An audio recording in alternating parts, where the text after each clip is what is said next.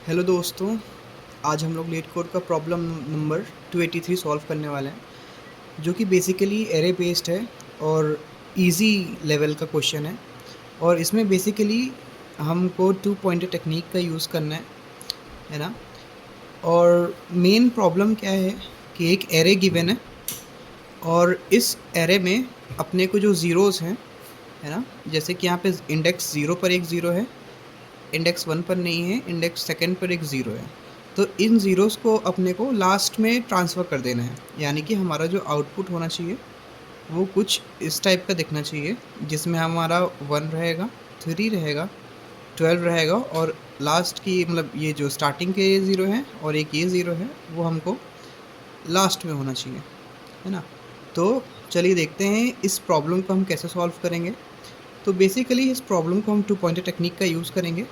तो two pointer technique में क्या होता है कि अपन एक पॉइंटर लेते हैं और एक सेकंड पॉइंटर लेते हैं, जिसमें कि अपन फर्स्ट पॉइंटर से सेकंड पॉइंटर को कंपेयर करते हैं या फिर चेक करते हैं जो भी कंडीशन गिवन रहती है, और फिर उसके हिसाब से हम आगे बढ़ते हैं।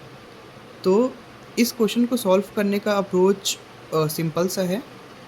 कैसे होगा, चलिए हम एक बार ड्राई रन करके देखते हैं, या फिर हम लोग बेसिकली ऐसे ही समझ के देखते हैं कि हमारा यहाँ पे जो ज़ीरो है और हमारा यहाँ पे क्या है, 1 है ना।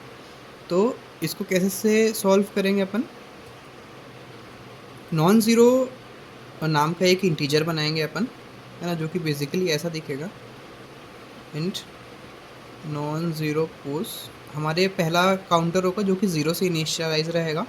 उसके बाद फिर अपन एक फॉर लूप चलाएंगे, ठीक है, जो कि बेसिकली हमारा आई रहेगा, जो कि ज़ीरो से स्टार्ट। हम चेक करेंगे कि हमारा जो एरे ऑफ आई है, यानी कि यहाँ पे जो हमारा आई की वैल्यू क्या है, 0 है, तो एरे ऑफ आई क्या होगा, 0 होगा। तो अगर वो 0 के इक्वल नहीं है ना, लेकिन यहाँ पे है, तो मैं आगे बताऊँगा क्यों है, कैसे होगा आगे। तो अगर ये 0 के इक्वल नहीं है तो अपने को क्या करना है, हमारा जो ये वाला काउंटर था, है ना, उसको अपन अंदर रखेंगे एरे के, नॉन ज़ीरो पोस्ट। ये बेसिकली इंडेक्स रहेगा हमारा इस एरे का। उसमें अपन क्या करेंगे, एरे ऑफ आई की वैल्यू को पुट कर देंगे और यहाँ पे इस नॉन ज़ीरो पोज को इंक्रीमेंट कर देंगे, ठीक है। तो समझते हैं कि हमारा ये वाला जो कोड है वो कैसे काम कर रहा है, ठीक है। तो मैं अब यहाँ पे ले लेता हूँ 0 1 0 3 12, ठीक है। हमारा जो नॉन ज़ीरो पोल्स है वह भी 0 है और हमारा जो आई है वो भी 0 है, ठीक है। तो हमारा इफ कंडीशन चलेगा, ठीक है। इफ कंडीशन में अपन चेक करेंगे क्या हमारा एरे ऑफ 0, ठीक है, आई की वैल्यू क्या है, 0 है, ठीक है, आई की वैल्यू 0, तो array of 0 is not equal to 0। तो हमारा ये जो कंडीशन है फॉल्स हो जाएगा, क्योंकि यहाँ पे देखो एरे ऑफ 0 हमारा 0 है, ठीक है। तो हमारा जो आई है वो इंक्रीमेंट हो जाएगा। तो ये फर्स्ट था, है ना। सेकेंड कॉल पे क्या होगा, हमारा जो नॉन ज़ीरो पॉज था वो तो 0 ही रहेगा, लेकिन हमारा जो आई है वो 1 हो जाएगा, ठीक है। फिर अपन इफ कंडीशन चेक करेंगे।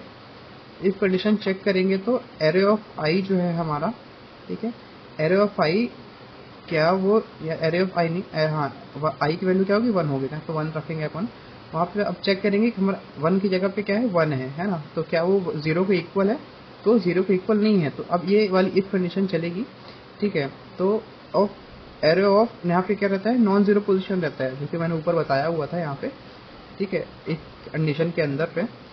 तो यहाँ पे हमारा क्या था, नॉन अभी क्या है, 0 है ना, तो यहाँ पे 0 हो जाएगा। तो 0 इंडेक्स पे क्या हो जाएगा, एरे ऑफ 1 की वैल्यू आ जाएगी, यानी कि ये वाली जो वैल्यू थी वो यहाँ पे कॉपी हो जाएगी, यहाँ पे तो रहेगी पर यहाँ पे भी कॉपी हो जाएगी, ठीक है।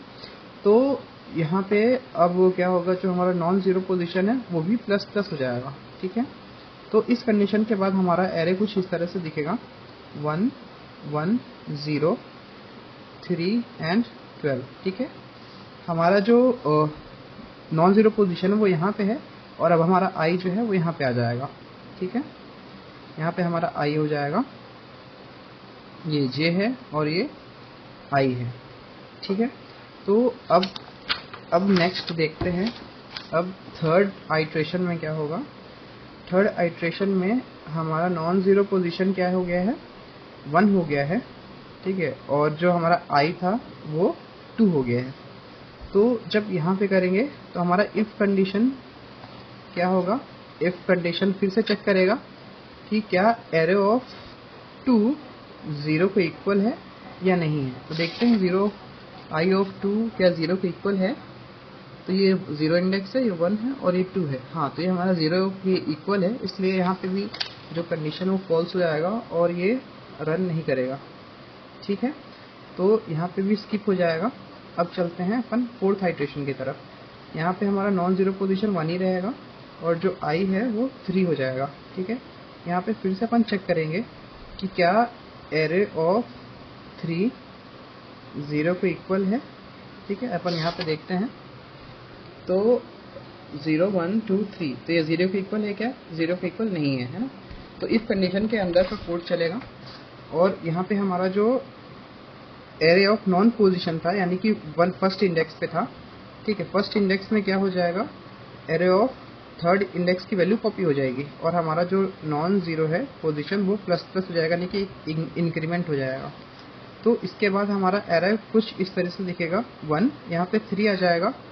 ठीक है, यहाँ पे 0 ही रहेगा और क्या हो जाएगा, ओके, यहाँ पे 3 रहेगा और यहाँ पे 12 रहेगा। ठीक है, तो अब हमारा यहाँ पे जो i की वैल्यू है, एक मिनट,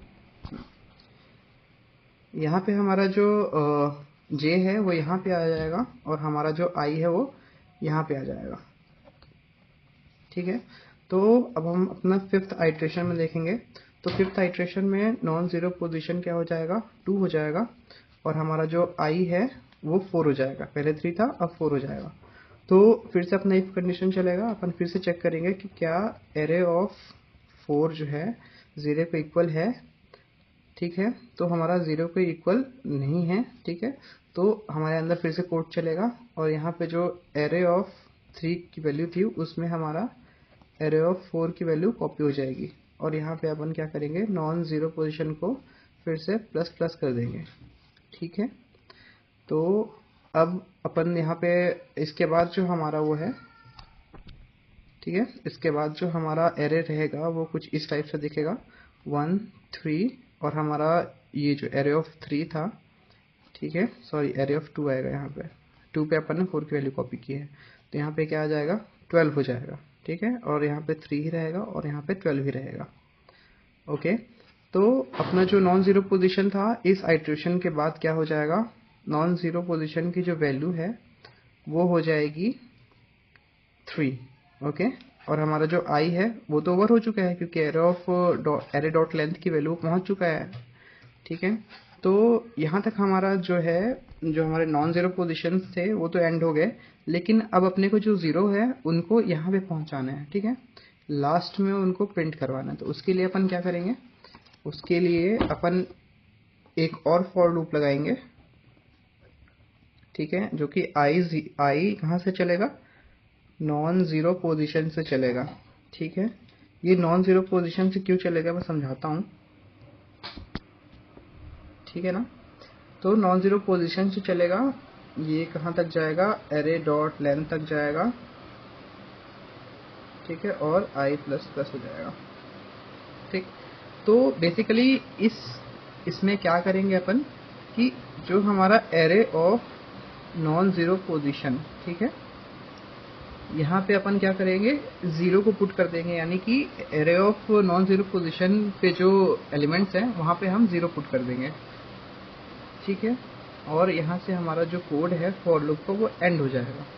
तो अपन ने नॉन ज़ीरो पोजीशन से ही क्यों स्टार्ट किया, क्योंकि अपन ने देखा था कि हमारा जो एरे था 1 3 12 3 एंड 12। ठीक है, यहाँ पे हमारा जो था हमारा j की वैल्यू थी, यानी कि 0 1 2 3 है ना, j की वैल्यू क्या थी, 3 थी।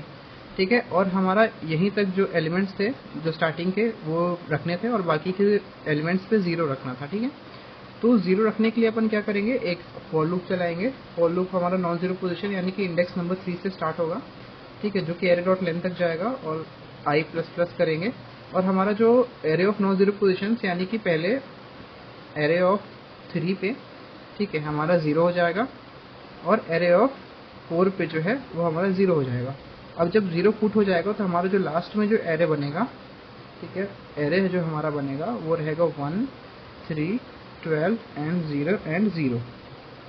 ठीक, तो इस तरीके से जो है अपना ये प्रॉब्लम नंबर 283 लीड कोड का सॉल्व होता है।